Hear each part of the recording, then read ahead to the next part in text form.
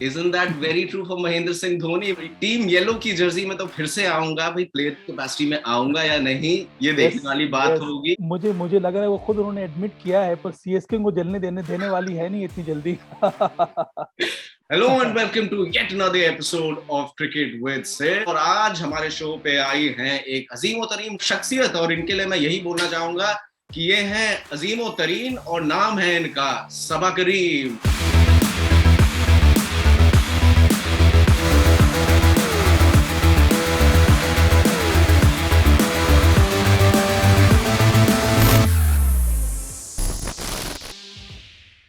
सबा भाई, welcome, how are you?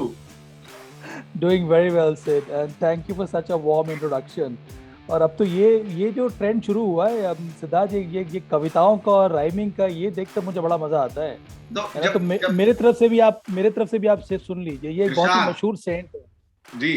उनका नाम था, सेंट थी जिनका नाम था सेंट एग्नेस। वो ले जाया गया ब्लास्फेमी के लिए, and she was trying to propagate Christianity, and those days the entire fraternity was against Christianity. They didn't want that kind of people to come through. So उनको ले जाया गया स्टेक्स पे डालने के लिए और उनको जलाया गया, पर वो मरी नहीं। तो उसके बाद से ये शुरू हुआ है, बात होनी शुरू हुई है कि this is the Saint Agnes lament. I am in flames yet I do not burn. Isn't that very true for Mahendra Singh Dhoni? Because he just announced a couple of days back कि मैं टीम येलो की Jersey में तो फिर से आऊंगा भाई, player capacity में आऊंगा या नहीं, ये देखने वाली बात होगी। So that is the indomitable spirit of Mahendra Singh Dhoni when it comes to Chennai super Kings. मुझे लग रहा है वो खुद उन्होंने एडमिट किया है, पर सीएसके को जलने देने वाली है नहीं इतनी जल्दी। Qualifier 1 which would be played between CSK and Delhi Capitals, but CSK के लिए सबा भाई इस वक्त दिक्कत इसलिए बढ़ गई है कि although they were the first team to qualify, but they've had a stuttering approach towards the fag end of the season. 3 losses on the trot. What can they do to arrest the issue of a brittle middle order? Yes, I think it's the middle order which has been extremely fragile for CSK. And the reason why they qualified so early is because of the impactful performance from the openers and to large extent from Ravindra Jadeja in terms of batting exploits. Otherwise, the middle order has been extremely frail. At times, one has seen some good cameo from Bharti Raidu. Otherwise, there is no stability.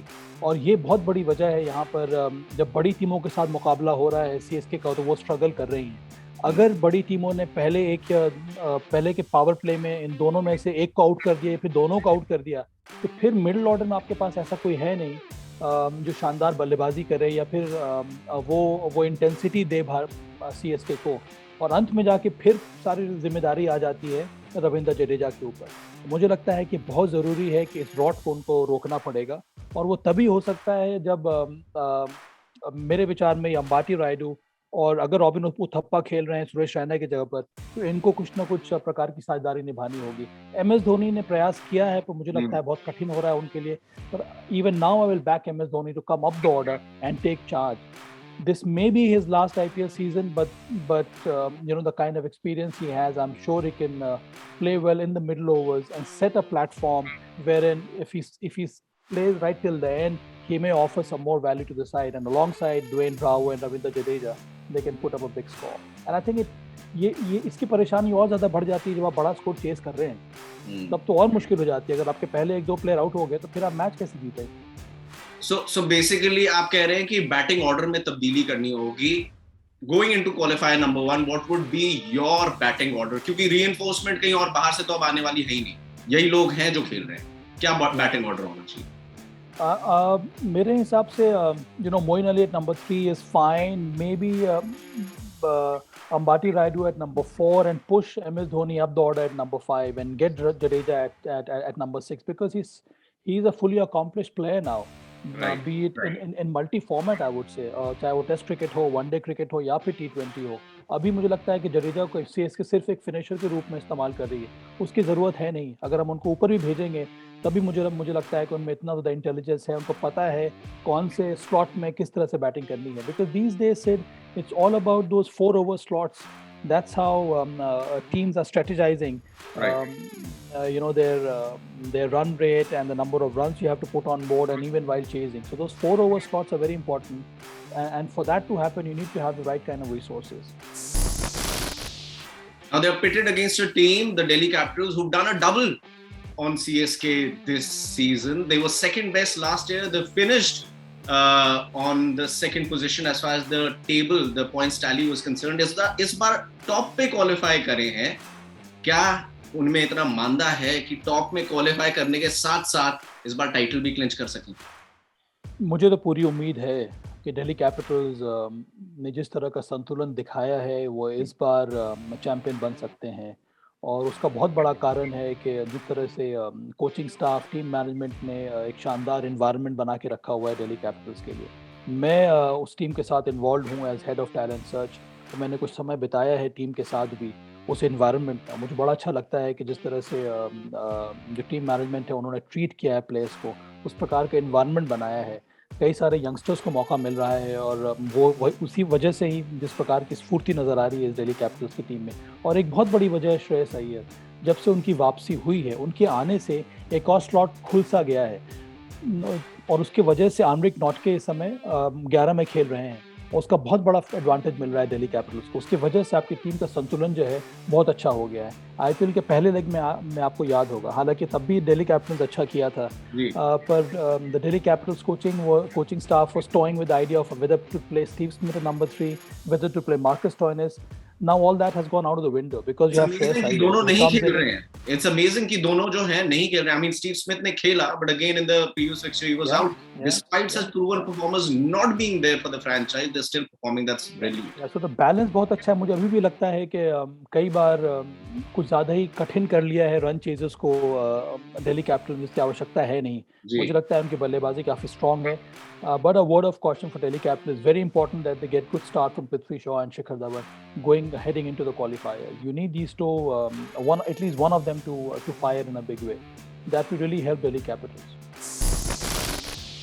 You mentioned कि किस तरीके से young Turks को induct किया गया team के अंदर, और वो सिर्फ हमने दिल्ली कैपिटल्स में नहीं देखा है, हमने देखा है सीजन दर सीजन कि कैसे जो न्यूबीज हैं, जो नया टैलेंट है, वो कैसे उभर के आया है आईपीएल के अंदर. इनफैक्ट जो एक हमने आईपीएल 2021 रूकी 11 या फिर न्यूबी 11 भी हमने बनाई है, जो कमाल के परफॉर्मर्स इस सीजन रहे हैं सवा भाई. एक एक करके उनका नाम भी मैं ले लेता हूँ. प्लेऑफ स्टेज तक इन्होंने कमाल का प्रदर्शन किया है, starting from Ruturaj Gaikwad, Venkatesh Iyer, Jaiswal, Padikkal, Tripathi, Dubey, Harshal Patel, जिनको पर्पल पटेल भी बुलाया जा रहा है, और उनके साथ साथ आवेश खान, अर्शदीप सिंह, चक्रवर्ती, Bishnoi, and the latest entrant in this rookie 11, Umran Malik. He is breathing absolute fire. मैं आपसे ये पूछना चाहता हूं कि हमें पता है कि जी देखिए स्क्वाड तो आ गया है वर्ल्ड कप का, लेकिन जब आप इतने सारे परफॉर्मर्स देखते हैं परफॉर्म करते हुए, यंग टर्क्स को देखते हैं, इन्हीं कंडीशंस में वर्ल्ड कप होने वाला है in just with in a weeks time, क्या कुछ टेम्पटेशन होती है कि यार किसी ना किसी को इनमें से, इस स्कूल में से मैं निकाल के वर्ल्ड कप के स्क्वाड में डाल दूं? टेम्पटेशन तो होती होगी. जरूर होती होगी, पर मुझे लगता है कि वो जल्दबाजी होगी सिर्फ. मुझे लगता है कि आपको विश्वास दिखाना होता है अनुभव के ऊपर, क्योंकि देखिए यहाँ पर हम सिर्फ आईपीएल की बात कर रहे हैं. आईपीएल की क्वालिटी में मानता हूँ बड़ा ही शानदार टूर्नामेंट है, पर आईपीएल की क्वालिटी में और विश्व कप की क्वालिटी में थोड़ा अंतर है अभी भी वहाँ पर. इसीलिए अगर आप सभी टीमों को देखेंगे तो ज़्यादा विश्वास दिखाती हैं ऐसे प्लेयर्स के ऊपर जिनके पास ज़्यादा अनुभव है उस फॉर्मेट में खेलने का, या फिर वर्ल्ड कप खेलने का, चाहे वो वेस्ट इंडीज़ हो, चाहे वो इंग्लैंड हो, चाहे वो ऑस्ट्रेलिया हो.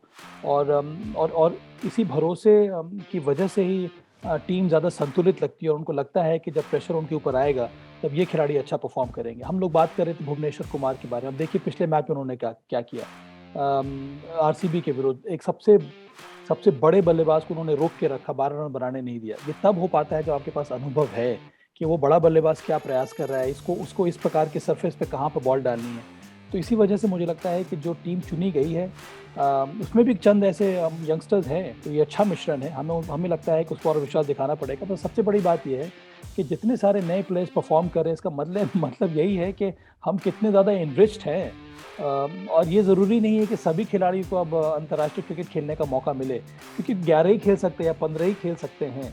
पर अब जिस तरह से जितनी सारी क्रिकेट हो रही है, श्रीलंका हमारी टीम गई थी, सेकंड 11 गई थी, वहाँ पे कितने सारे यंगस्टर्स को मौका मिला। तो आने वाले समय में ये सभी का जो आपने नाम लिया है, उनमें से मुझे विश्वास है कि कई लड़कों को खेलने का मौका मिलेगा भारतीय टीम के लिए भी। तो भाई मेरा मानना तो ये है कि ये जो मैंने नाम लिए, ये जो रूकी या न्यूबी 11 है, अगर स्टेज 1 ऑफ वर्ल्ड T20 जो हो रहा है, जो क्वालिफायर है फॉर सुपर 12 स्टेज, अगर उनमें भी इनको डाल दिया जाए तो एक दो टीमों को हरा के शायद क्वालिफाई ना कर जाए। वो तो बहुत ज़्यादा स्ट्रॉन्ग पॉसिबिलिटी है सिद्धार्थ, पर आपको ये भी खबर होनी चाहिए कि बहुत सारे हमारे जो यंगस्टर्स हैं वो जा रहे हैं यूएस खेलने के लिए। जी। तो उनके लिए एक और वो एवेन्यू खुल गया है। हाँ, क्या पता कल को भाई यूएस क्वालिफाई कर जाए with which would be pretty much like a proxy Indian team और वो भी आ जाए मेन टूर्नामेंट में क्वालिफाई बाय करे। That default. Is the strength of Indian cricket right now. A lot of fans, a lot of experts have voiced their exasperation, a little concern कि ये typical T20 wickets नहीं है। अगर आप average score देखें तीनों venues के, Sharjah, Dubai और अबू धाबी, तो 150, 160 यही रहा है par total. What can we expect from the world T20 pitches? बहुत कठिन होगा वहाँ पर बहुत शानदार विकेटें बनाना सिद्धार्थ, क्योंकि इतने सारे मैचेस हुए हैं। इसीलिए मुझे लगता है कि चैलेंज यहाँ पर टीमों के लिए ये है कि आप किस तरह से इन विकेटों पर बैटिंग करें। अब जो पिछला मैच हुआ था केकेआर का, वहाँ पर जिस तरह से उन्होंने राजस्थान रॉयल्स के विरुद्ध बल्लेबाजी की, विशेष करके शारजाह का जो विकेट है वो सबसे ज़्यादा ट्रेचरस मुझे लगता है। वो बहुत बड़ा रास्ता खोल रहा है अन्य टीमों के लिए कि इन विकेटों पे बैटिंग की जा सकती है। चैलेंजिंग ज़रूर है, वहाँ पर कम से कम आप पार स्कोर जो होगा 160 170 का बना सकते हैं, खास करके जब आपको पहले बल्लेबाजी करने का मौका मिल रहा है तो। पर heading into the world cup T20 I think it is going to be a big challenge. पर इससे मैं हमेशा कुछ ना कुछ पॉजिटिव देखने की कोशिश करता हूँ सिद्धार्थ। मुझे ये लगता है कि इससे ना जो प्लेइंग फील्ड है और ज़्यादा इवन हो गया है। नहीं तो एक दो टीमें जो हैं वर्ल्ड कप में वो कुछ अलग ही स्थान पे थी, विशेष करके वेस्ट इंडीज टीम, क्योंकि उनके पास इतने सारे पावर हिटर्स हैं। उनके नंबर 1 से नंबर 11 तक पावर हिटर हैं और दूसरी टीमों के पास वैसा है नहीं। पर इस वजह से अगर आप देखेंगे ये जो आईपीएल जो हुआ है, वहाँ पर कोई भी मुझे बड़ा नाम वेस्ट इंडियन क्रिकेटर्स का नज़र नहीं आ रहा जिसने अच्छा प्रदर्शन किया अपनी टीम के लिए, चाहे वो क्रिस गेल हो, आंद्रे रसल हो, निकोलस पूरन हो, ओवेन लुइस हो। उन्होंने कैमियोज बनाए हैं, कोई बड़ा स्कोर खड़ा किया नहीं है। इसका मतलब यही है कि और जो सारी टीमें हैं उनके पास और ज़्यादा चांसेस हैं इस साल अच्छा करने के लिए विश्व कप में, क्योंकि उनके पास एक या दो ही पावर हिटर्स हैं। उसके अलावा जो प्लेयर्स हैं वो फील्ड वो they know how to play the field. So I think that is why this World Cup T20 is going to be a big challenge in terms of putting up big scores. Between KKR and Royal Challengers Bangalore, जो पहला match हुआ था UAE leg में, वहां पे इन्होंने decimate कर दिया था आरसीबी को ही। They shot them out for around 90 odd. Virat Kohli जल्दी आउट हुए थे, एलबीडब्ल्यू डिसमिसल रहा था उनका जब उनको आउट किया था प्रसिद्ध कृष्णा ने। I think it's a little bit of a trend of sorts. Do you think it's a problem that he needs to arrest, or probably it's just a blip? I think that's an area where the pace bowlers are trying to target. And I think the kind of experience Virat Kohli has, the kind of preparation he does before a game starts or before any game whatsoever, I'm sure he'll try and work out a different kind of a setup or a different kind of a technique to avert such dismissals in future. And that is what is expected from a big player. एक बड़ा player तभी बनता है जब आपको मालूम होता है कि यहाँ पर बॉलर्स मुझे आउट करने का प्रयास करें, इससे मैं कैसे निकल कर आऊँ बाहर, उसके लिए मुझे क्या तैयारी करनी होगी। और मुझे लगता है कि आने वाले समय में ये डिसमिसल फिर से देखने को मिलेगा नहीं। कई बार वो जो वीडियो एनालिस्ट होते हैं वो मैचअप सिचुएशन बना के रखते हैं कि भाई अगर विराट कोहली आए तो इनके सामने ये 2-3 बॉलर्स अगर बॉलिंग करेंगे तो आपको चांसेस ज़्यादा रहते हैं विकेट लेने के लिए। और उसी पर आपको मेहनत करनी होती है एक बैटर के रूप में कि मुझे यहाँ से किस प्रकार से निकलना है। तो मुझे विश्वास है कुछ वही हालत इस समय विराट कोहली की भी हो रही है। You think there would be some kind of psychological advantage that KKR would have over RCB? या ऐसा कुछ नहीं, it's going to be a fresh day, playoff stage, everything would be on an even keel? I think it'll be on an even keel because generally in a big game, knockout game, the idea is to go in without carrying any kind of baggage whatsoever, either from the league stage or even from these matchup situations. But having said that, I do believe KKR in a strong position. क्योंकि उनकी उनकी जो bowling है बहुत ज़्यादा मजबूत हो गई, विशेष करके लॉकी फर्ग्यूसन के आने की वजह से। शिवम मावी को उन्होंने मौका दिया है, अब जाके शिवम मावी, जिसके बारे में हम लोग इतनी चर्चा करते आ रहे थे काफ़ी 1-2 जी, साल पहले से ही, वो अब प्राइम फॉर्म में नज़र आ रहे हैं। उनकी स्पिनर्स जो हैं, spin combination Sunil Narayan, Varun Chakravarthy, very handy. Shakib उल हसन के आने से उनकी टीम जो है पूरी तरह से कंप्लीट हो गई है। उनके लिए समस्या सिर्फ उनके बल्लेबाजी है, और अभी इस समय तक वो सिर्फ निर्भर कर रहे हैं उनके 4 डोमेस्टिक प्लेयर्स के ऊपर। माफ़ कीजिएगा, वेंकटेश अय्यर हो गए, शुभमन गिल, राहुल त्रिपाठी या नीतीश राणा। बहुत ज़रूरी ये है कि ओवेन मॉर्गन थोड़ा बहुत रन बनाए। दिनेश कार्तिक अच्छे फॉर्म में है, पर आई थिंक कैप्टन मॉर्गन उनको थोड़े बहुत रन बनाने पड़ेंगे, कंट्रीब्यूट करना पड़ेगा। your pick for first I'll ask you about the eliminator क्योंकि उसी की बात हो रही है, RCB and KKR, your pick for the winner. I spent so much time in Calcutta, Sid. So my one of my favorite teams happens to be KKR, but I do believe they're playing some good cricket. और जिस तरह से प्रदर्शन रहा है RCB का पिछले 2 matches में, they really need to reinvent themselves and get their combination sorted out. But I'll go with KKR.